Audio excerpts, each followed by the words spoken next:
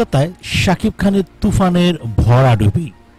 এবার ঈদে বাংলাদেশের প্রেক্ষাগৃহে মুক্তি পেয়েছে শাকিব খান অভিনীত তুফান চলচ্চিত্রটি। নির্মাতা রায়হান রাফি পরিচালিত এই ছবিটি নিয়ে দর্শকদের মাঝে দেখা গিয়েছে মিশ্র প্রতিক্রিয়া। কেউ বলেছিলেন ছবিটি নকল, আবার কেউ বলেছিলেন আন্তর্জাতিক মানের সিনেমা তুফান। বাংলাদেশের পাশাপাশি কলকাতাতেও মুক্তি দেওয়া হয়েছিল সিনেমাটি, তবে এক সপ্তাহের মধ্যে কলকাতা সব হল থেকে নেমে গেছে সিনেমাটি। শহর কলকাতার কাছে দক্ষিণ 24 পরগনায় একটি হলে কেবল চলছে সিনেমাটি। জানা যায় প্রযোজনা সংস্থা SBF ভারতের 45টির বেশি সিনেমা হলে মুক্তি দেয় চলচ্চিত্রটি। এর প্রায় সব ছিল কলকাতারই হল। এখন 24 পরগনার চম্পাহাটি সিনেমা হলে চলতি সপ্তাহে দেখা যাচ্ছে সিনেমাটি।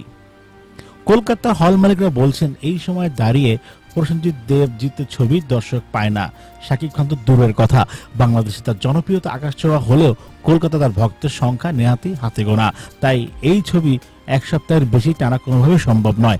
জানা গেছে কলকাতায় থাকা শুধু বাংলাদেশি দর্শকরাই এই সিনেমা দেখতে হলমুখে হয়েছিলেন, কিন্তু সব মিলিয়ে আয় 10 লাখের গণ্ডিও পেরোতে পারেনি তুফান।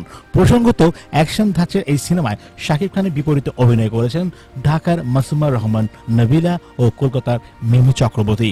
এতে আরও অভিনয় করেছেন চঞ্চল চৌধুরী, মিশা সওদাগর সহ আরও অনেকেই।